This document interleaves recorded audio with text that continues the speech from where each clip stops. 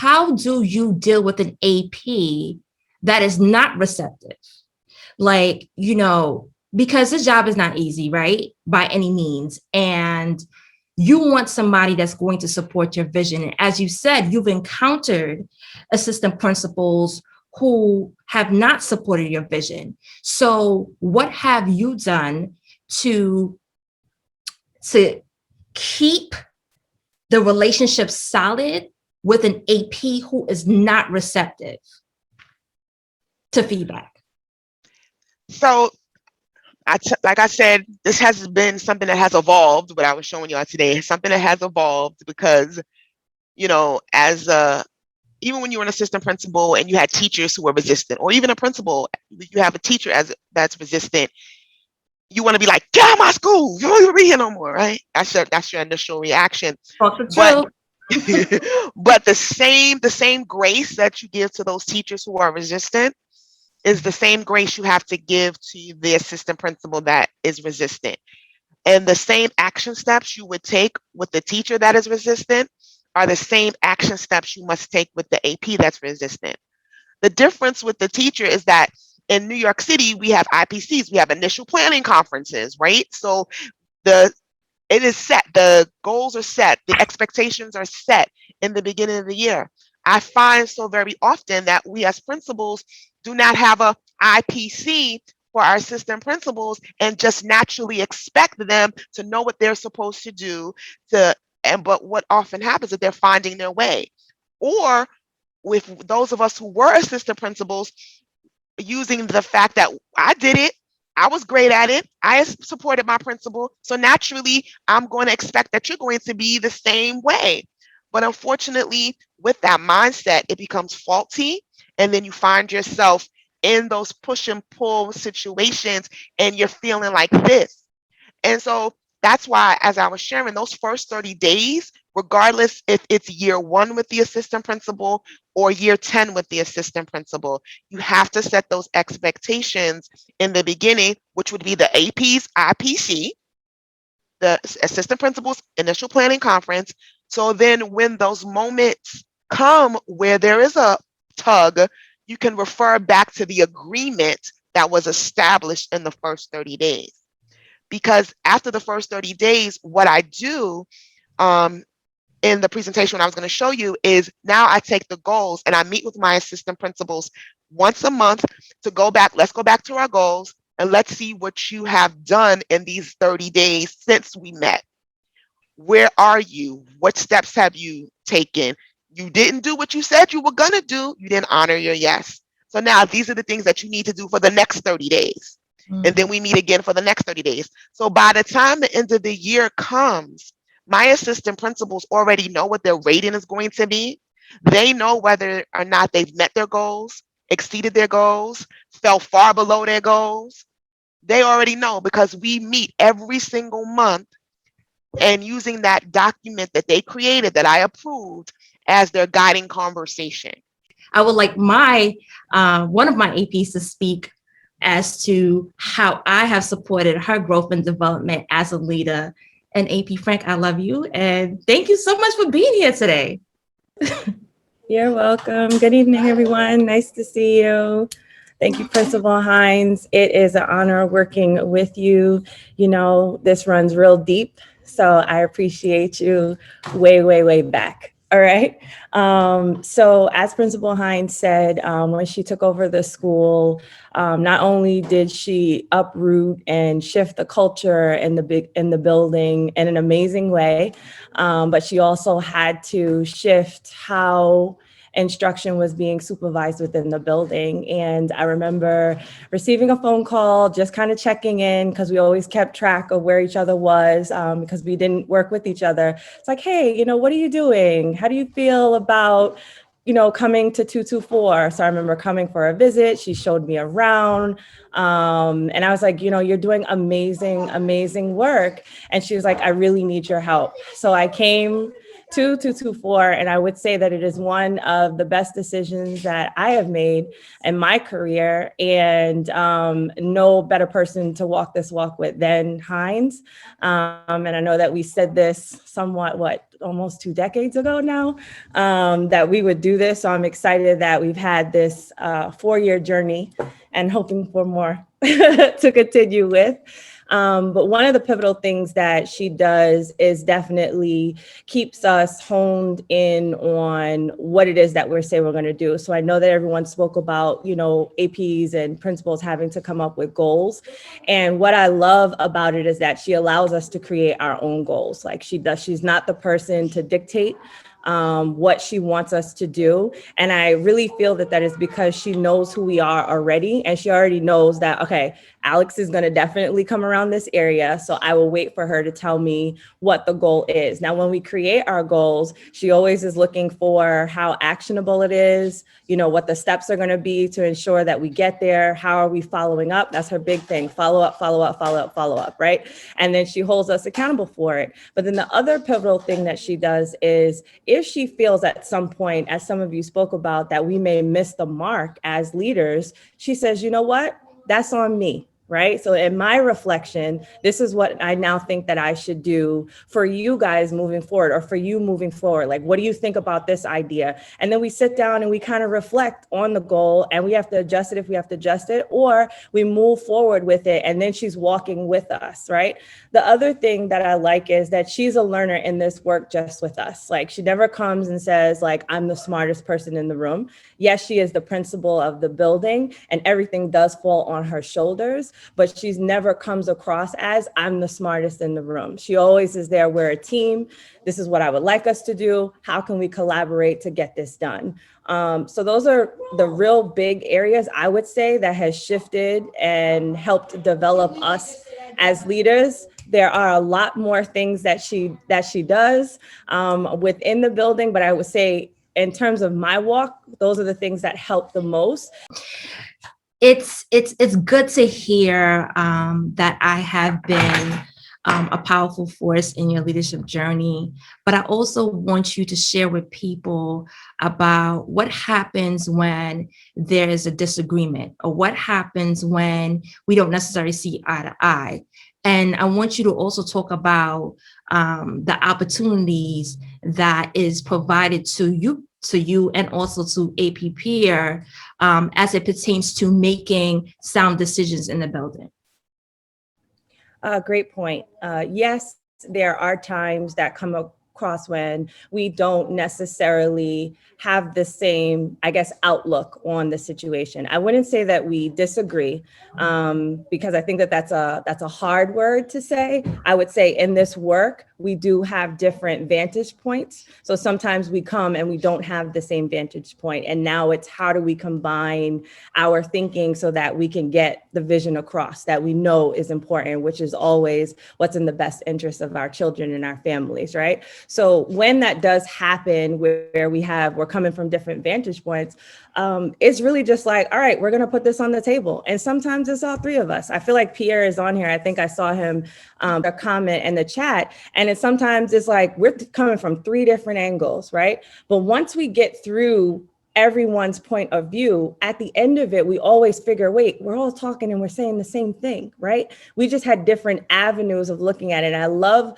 what happens in our team because we don't fault each other for having different points of views. You have to view and see where the other person is coming from and see, okay, what's the best step right now, right? What is our highest leverage movement that we can do? It's not saying that no one's idea is good or no one's vantage point is good. It's like, which one is going to get us to make the moves that we need to move right now? And then maybe the other 2 ideas or 3 ideas, whoever it is, will come as the next step. So I love that we do have autonomy.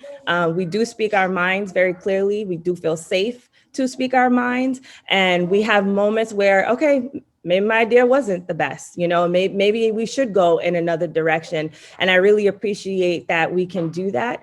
What advice would you give to principals based on your experience as an assistant principal? What advice would you give to principals as it pertains to support? What is it that you feel assistant principals need to be effective and also to feel comfortable taking on a leadership role? That's a loaded question, Principal Hines. You got it. Sneaky one. What advice? I would say to be honest in your approach and how you want them to grow, right? So upfront, tell them right away. And as you are working with them on their goals, ensure that you are checking in and asking them, you know, am I doing what I need to do to support you in this growth area or in the area of the goal that you want to attain, right?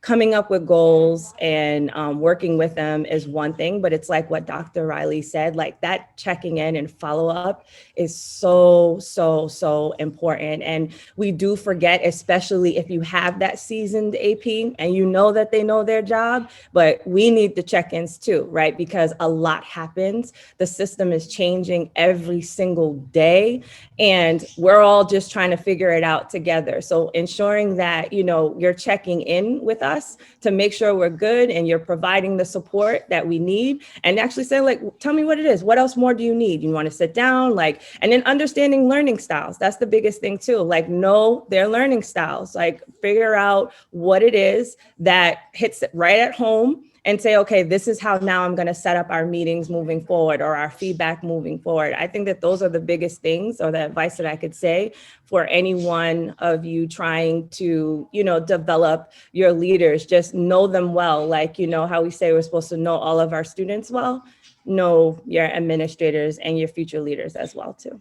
One of the things that I learned from you, especially like in your first 30 days, because you took over a school that there was a principal and he was removed. Like that was crazy. Myself and another principal came in as the new AP and a new AP principal in a renewal school, and we were charged with changing data. You guys remember the whole renewal process? Like it was a lot. And in the middle of the year, that principal was removed. I was kind of left by myself as a brand new first year AP, and then Mr. Rivers came on board.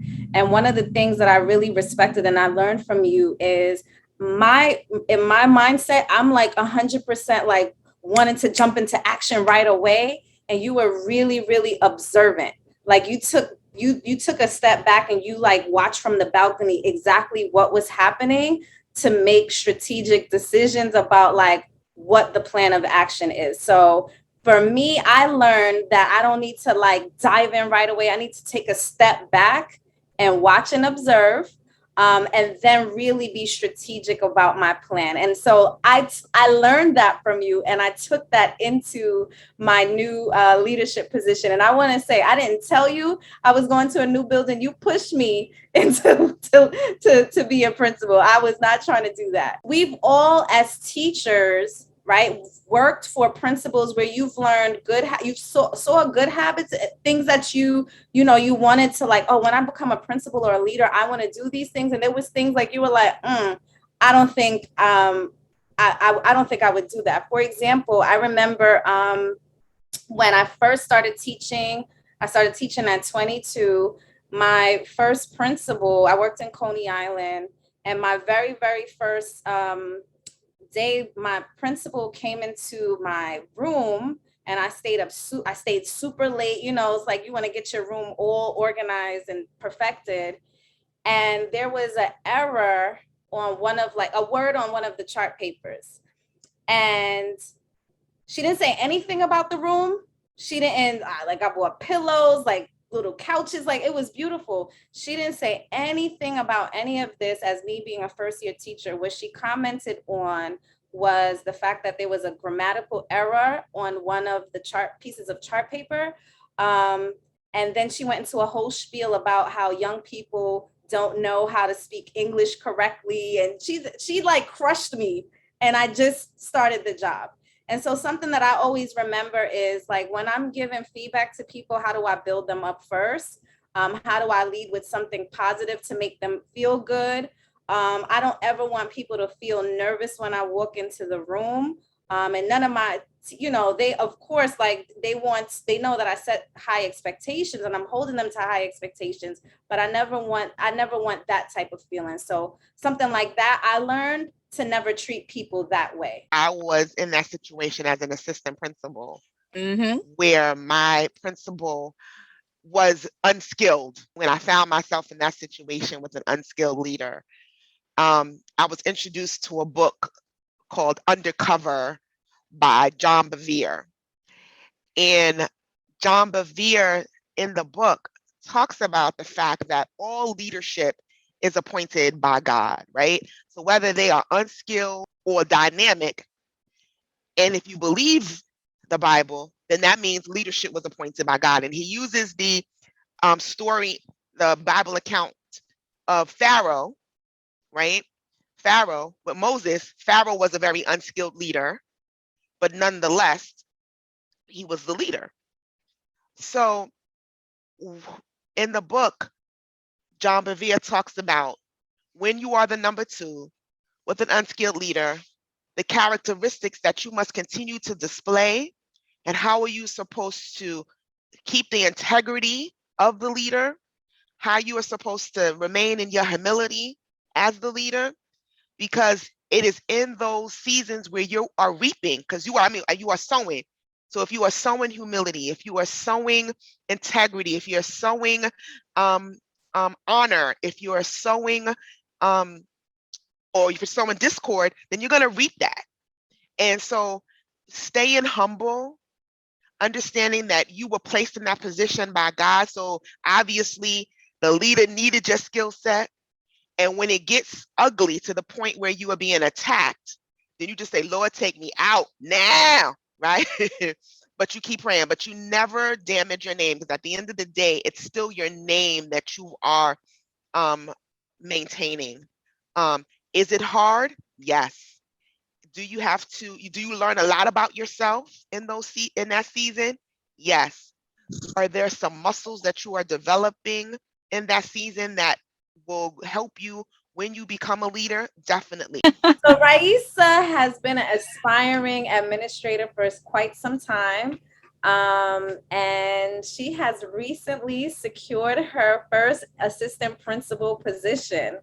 So we are so excited for her. The things that you said to me is like, just to make sure that I'm supporting the principal, that I'm in alignment with the vision, that I am making sure that things are up and going. I think that's the quote that you put in the beginning of your presentation was like the perfect definition of an AP.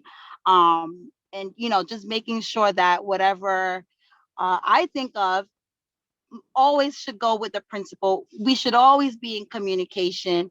That relationship definitely has to be great. And I'm so excited that my principal and I already have a great relationship. So that is already like check number one, because that was so crucial for me. So, all the words that you have told me, all the principals here, Dennis, everyone who has, poured into me since I came on this Zoom last year, those words are truly living in me. And it's great because I keep hearing it every Thursday. And I know that the support that I'm getting from here is going to pour out into what I'm doing and going to do now in my new school and in my new role. So that's pretty much it. I'm still like over the moon about it, but. So today I wanted to throw out some factoids for you all and give you some resources that you can actually use. So right now, about 1 in 6 people throughout their whole lifetime will experience depression. Every 40 seconds, somebody kills themselves from suicide as a result of depression. Suicide actually is most common in young people, age 15 to 25. So it's a big deal. It really is a big deal, especially now when we look at some of the effects of it during the pandemic. The percentage of it has actually even skyrocketed from there. So what I want you all to know, if you're concerned that you yourself may be experiencing depression, or maybe one of the kids or teens that you work with are depressed, there is a questionnaire called the PHQ-9. I'm not asking you to be a physician. It's something that I use in my medical practice, and most practitioners use it as a tool to help with the diagnosis of depression. It's called the PHQ-9. So if you're concerned and think that you possibly, is it sadness, is it depression, you may want to check online for that questionnaire called the P as in Paul, H as in Hunter, PHQ-9, and just do the questionnaire. And if it turns out that you're in a concerning range, make sure you seek some professional help, because depression is really no joke. So that is my tip for you all today. Really pay attention to your mental health.